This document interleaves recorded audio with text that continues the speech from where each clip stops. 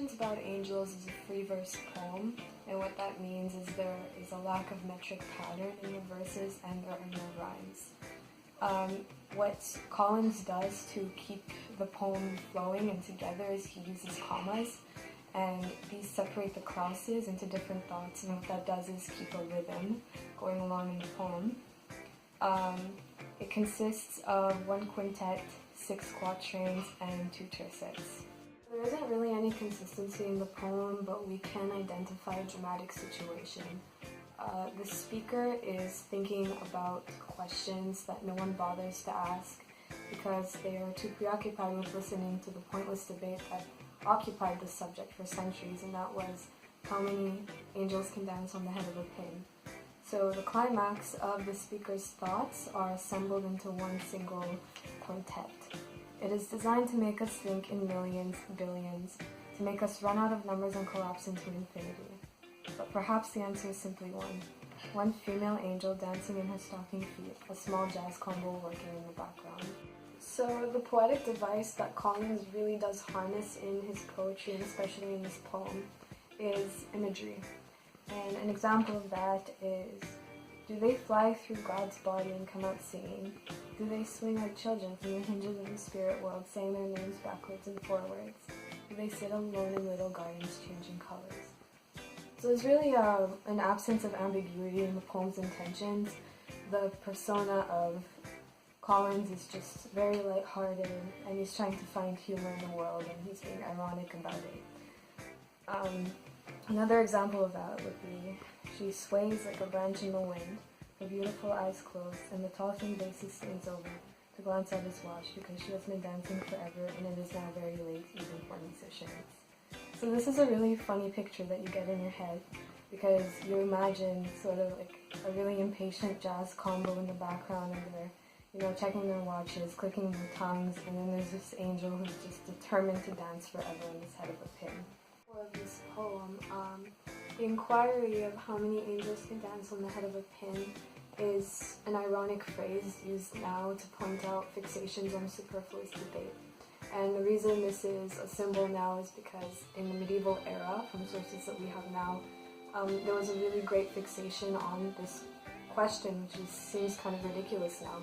But we know theologians like Thomas Aquinas, he wrote about this to introduce dialectical reasoning because the Catholic Church at the time emphasized rationality and faith to be in parallel with each other. So they would try and harbor debates about, quantifying the supernatural, and at this point it does seem rather ridiculous, and Collins uses that in this poem to emphasize the theme of asking questions like this, and just the overall sadness of it, that you're wasting pretty good subjects on useless questions. You should be asking so many other questions. There's so much to ask about angels if they do exist.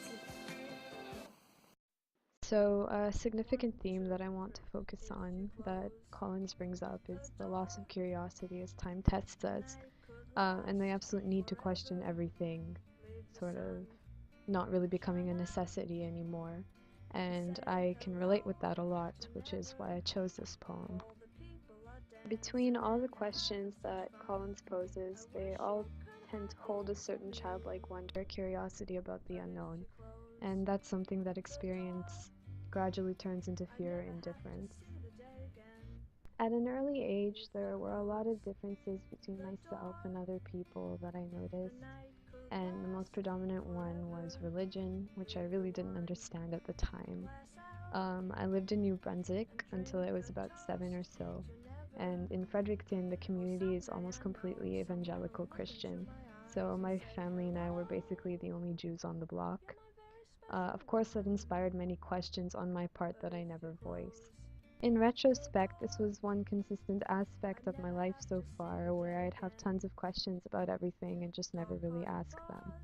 And if we think about it, there's actually limitless amounts of things to discover about ourselves, other people, things, or anything, but not many really think to ask. And with every stage of life, questions get more complicated and cover wider scopes, so what we could be exploring about the world simply gets buried under this great weight and detachment procures. And it's natural to lose sight of that childish part of you. But I believe that's a side that should be cultivated and constantly looked back on, because the best way to learn about yourself is to learn about the world. Out of all the questions you might want to ask about angels, the only ones you ever hear is how many can dance on the head of a pin. No curiosity about how they pass the eternal time beside circling the throne, chanting in Latin, or delivering a crust of bread to a hermit on earth, or guiding a boy and a girl across a rickety wooden bridge. Do they fly through God's body and come out singing? Do they swing like children from the hinges of the spirit world, saying their names backwards and forwards? Do they sit alone in little gardens, changing colors? What about their sleeping habits, the fabric of their robes, their diet of unfiltered divine light? What goes on inside their luminous heads? Is there a wall these tall presences can look over and see hell? If an angel fell off a cloud, would he leave a hole in a river, and would the hole float along endlessly, filled with the silent letters of every angelic word? If an angel delivered the mail, would he arrive in a blinding rush of wings, or would he just assume the appearance of the regular mailman and whistle up at the driveway reading the postcards? No, the medieval theologians control the court. The only question you ever hear is about the little dance floor on the head of a pin, where the halos are meant to converge and drift invisibly. It is designed to make us think in millions, billions, to make us run out of numbers and collapse into infinity. But perhaps the answer is simply one. One female angel dancing alone in her stocking feet, a small jazz combo working in the background. She sways like a beautiful branch in the wind, her beautiful eyes closed, and the tall thin bassist leans over to glance at his watch because she has been dancing forever and it is now very late, even for musicians.